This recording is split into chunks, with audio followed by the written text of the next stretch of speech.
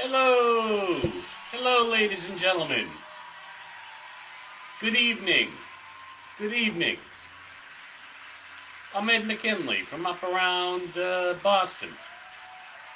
This is studentloanjustice.org live stream Thursday night. I'm running kind of late, and so therefore I will be even more brief than I had planned. But I gotta be honest with you. I could take 20 minutes saying what I really think I can say in about five, and that's what I'm going to try and do. Because it's really all about one word. Like when I was here Tuesday night, it's about one word, and there are many of you out there. There's a good solid core of you out there who know what that word is, and not just the word itself, but you know why the word is important.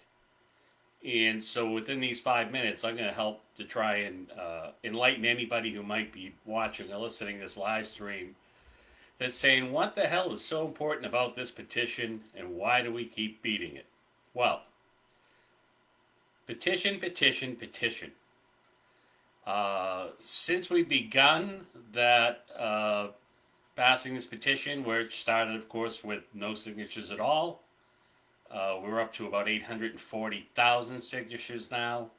And from about the time we started closing in on around the 500,000 mark a little while back, we began to see the tip of the spear that the value that the petition creates for us. Today was a great example. What the hell now? I get so many things going on in my head. It was MSNBC or somebody, or it was a major Newsweek, I think, actually. Pretty major publication that picked up on our petition and did a really good story on it. You can find it on our Facebook page. Just scroll down. They, in fact, did speak with and quote Alan Collins. And this is the kind of thing that, particularly right now, I'm going to get to that in a minute. But this is the kind of thing, you can't buy this kind of publicity, folks, unless you are sitting on one whopping wad of cash. And we're not. And there's good reasons for that, isn't there? So, I know as I watch, I read the comments here on the Facebook page, and, I do catch, or I think that I catch some sense that a lot of people think that, the petition, so what, why do we continue to push this petition? Well, this petition has generated, and we've only seen the tip of the iceberg, it has generated major media attention, which draws the attention of lawmakers and policymakers, which provides a voice for us that is nearly as powerful as anything someone with a bag full of cash can do. And we're doing it without the bag full of cash.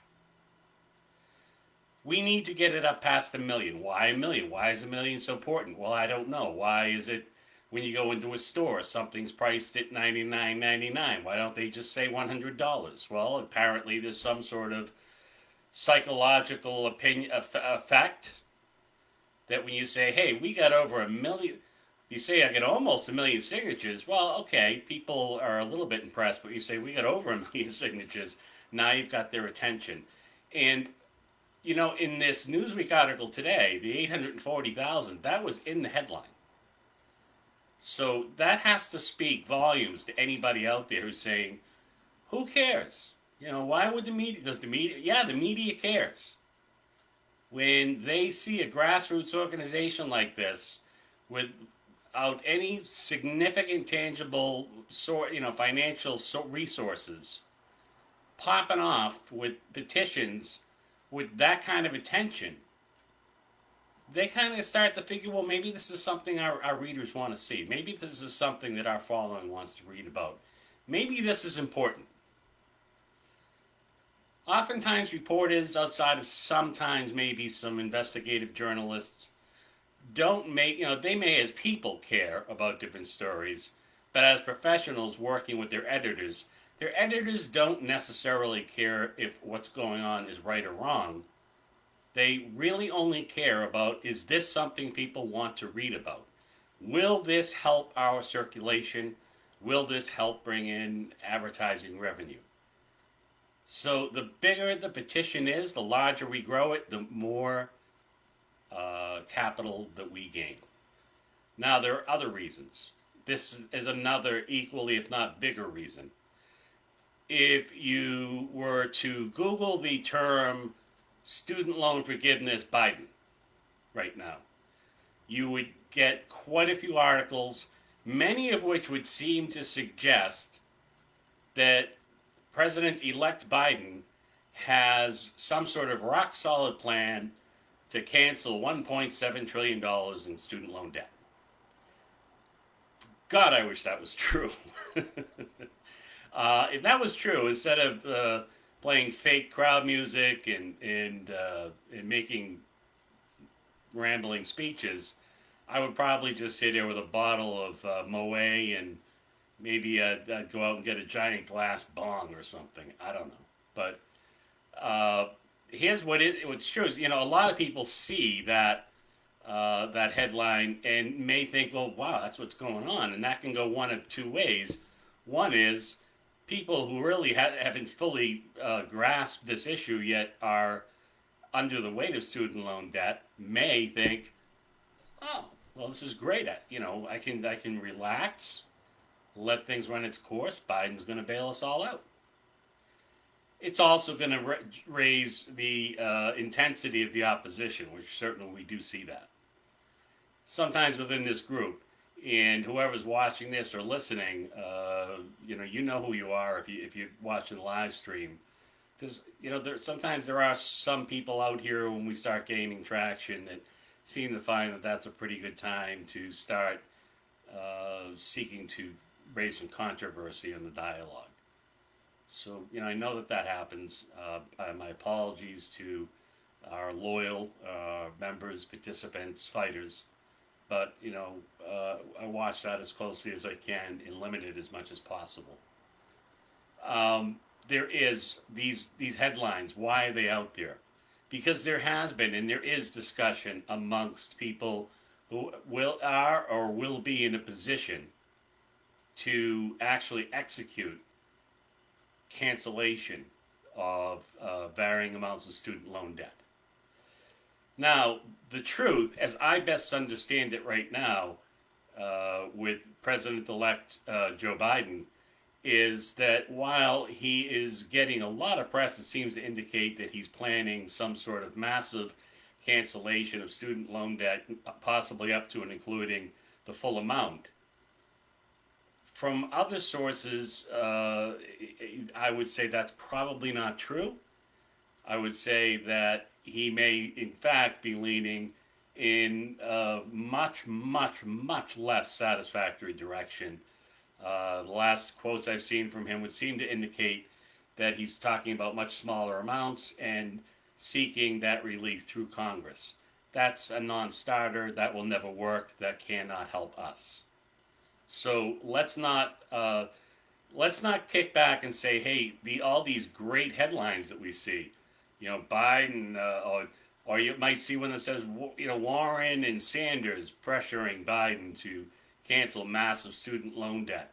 Yeah, that might also give you a good reason to think, holy crap, it's not just Biden, it's Bernie and Liz Warren. And they want to cancel all $1.7 trillion in debt through executive order. Well, I don't mind that goes out in headlines and stuff like that, because this is the discussion that we want to see in the public.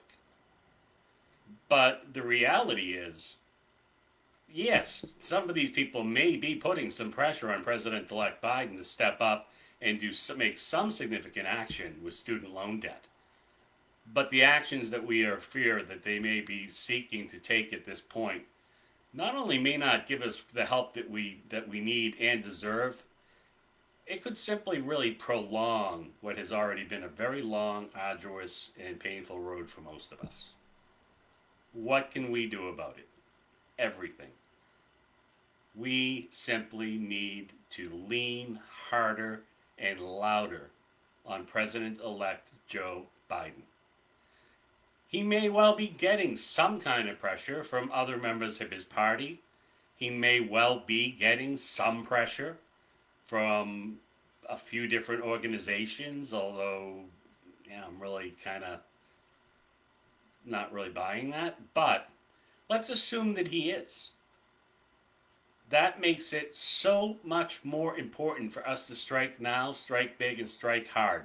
And if you don't know what to do, if you don't know what action to take, just come here every day. Stop by our Facebook page, look at what we're doing, take a copy of the link to the petition and share it on social media 10 to 20 places a day. It takes you half an hour, 40 minutes tops, usually much less. If that's the only thing that you can do, then you are part of the solution. One more person regularly taking and sharing that URL makes us more, the increase in our reach is more than you would imagine from one truly committed individual. One truly committed individual can make a difference in what we're doing. 100 can make a big difference. 1,000 might be able to put us over the goal line. So be one of those 1,000. Be one of the people who's finally stood up and said, yeah, this is my problem. No one else is going to fix it for me. We have a vehicle. We have a cohesive organization that is of straight shooters who have looked at and examined and taken apart this issue for 15 years. We have boiled out the bullshit. This is actually a simple solution. It may not be easy, but it's simple. It's making sure that elected officials know that there are enough of us working together to impact their political careers. And we have enough people to do that. There's another 44 million people out there in various ways, shapes, or form under a tremendous amount of weight from their student loan debt. Some of them who may not even understand what's going on with their debt, and many who likely don't even know that we're here. And in my opinion, we have an obligation for them to at least get a little bit of education about what's really going on with their loans, and at least let them know if they choose to fight and they feel alone, they can come here. That you found us. If you're here listening, somehow you found us. We need to give other people the opportunity too, which means that many, many more of us are going to have to take a little bit of a leap of faith and start talking to others about our student loan debt. That's how it's going to be. So for a number of different reasons, I can't stay and ramble on as long as I usually do, but I'm sure you're all just very disappointed. But I just can't stress this enough right now. I know sometimes I get up in the morning and go, oh, friggin' petition? It's stuck at around 700,000 people. Maybe we've beaten the daylights out of it. And then we don't give up. We double down on it, and what happens? In the last 24 hours, I think, we've had nearly 100,000 new signatures added to the petition. And that's how it seems to go. We've had periods of 48-hour periods that have taken in approximately 200,000 signatures. So we're at 840, I think, right now. 160,000 signatures to get us over 1 million is something that we could conceivably do in a day or two. And, I used to say that trying to be really positive and ultra upbeat, and I wasn't even entirely sure it was possible myself, if I'm going to be honest. But now I know that it's possible because I've seen it happen. We've done it multiple times. Those of you who have really pretty tirelessly carried this petition, I'm hoping that you haven't let go of it yet. I'm hoping that you will continue to do what you've been doing because it's been working. But we need more. We need more people doing it. And we need them right now, like yesterday, last week, 2 weeks ago. There has never been a time in 15-year history of student loan justice when one thing we do know is that there are people in very highly elected officials and capacity having conversations and wondering what to do about student loan debt. They are very easily persuaded to go down the wrong road, hoping that all of us will sit around and going, well, that's better than nothing. Better than nothing. No, it's not. Actually, sometimes something is worse than nothing. And we don't want that to happen. Because once they've committed their guns and fired all their shots and fallen very woefully short of the target, do you think they're going to admit that? No. It's going to suck the air out of the room, kill the momentum, and then we're starting back from scratch again. Don't allow this opportunity to slip through our fingers. Share the petition. At the very least, it gives people like Alan Collins and others a very valuable tool to use, and even in many cases now is beginning to attract attention, people coming to us seeking media interviews and information. Yeah, we don't have the kind of money to generate the kind of energy that this petition can generate if people believe in it and keep pushing it. You would be stunned. We get this thing up 2-3 million. The media attention, new membership, leverage that we begin to generate is far more powerful than you can imagine. It's very rare for a cause or a petition of this nature from a grassroots group like ours to be able to generate that kind of activity. Media takes it seriously. Politicians take it seriously. You need to take it seriously. And that's it for me. I've already talked longer than I expected, and I think I have a cake in the oven. Actually, I don't really have a cake in the oven. I don't think I've ever actually baked a cake. But I do have some places I need to be. Thanks for tuning in. Thanks for putting up with me and my rambling, my repetition, and everything else. But I'll tell you what, if you are willing to come here each day, look at our Facebook page, see what we're doing, see what's going on. We got the workshop tomorrow at 3 o'clock. Look for that, scroll for that if you haven't signed up for it. Folks, this thing's huge. This is about a documentary that is being done by a real documentary company. And a panel of people, Alan Collins, of course, included, being moderated by Matt Taibbi, who is a major investigative journalist for most notably Rolling Stone magazine. We have a panel of people who matter, a panel of people who are serious players, and they're working for you. They don't get anything extra out of coming on and doing this panel to help promote student loan justice in the documentary. There's nothing in it for them other than it being the right thing to do. Don't let them down either.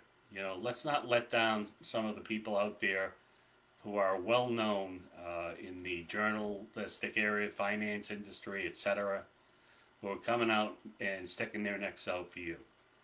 If you can possibly attend the workshop, it's free to sign up. Sign up, attend. I may not be able to at the time that it's occurring. I'm hoping that I will at the very least be able to see a recording of it post-production. Folks, we have activities here that everyone here can do, by committing a pretty small amount of your time each day. And we are getting somewhere. But we're still only just shifted into second gear. Let's start to wind and want to get into third gear, fourth gear, and move right up all the way through the gears and finish this. So I'm Ed McKinley. I'm up around Boston and from Massachusetts. This is studentloanjustice.org live stream on November 19, 2020. And thank you, everyone. I hope everyone's well. I hope everyone's managing the stress and uncertainty of some of the other situations going on out there in the country.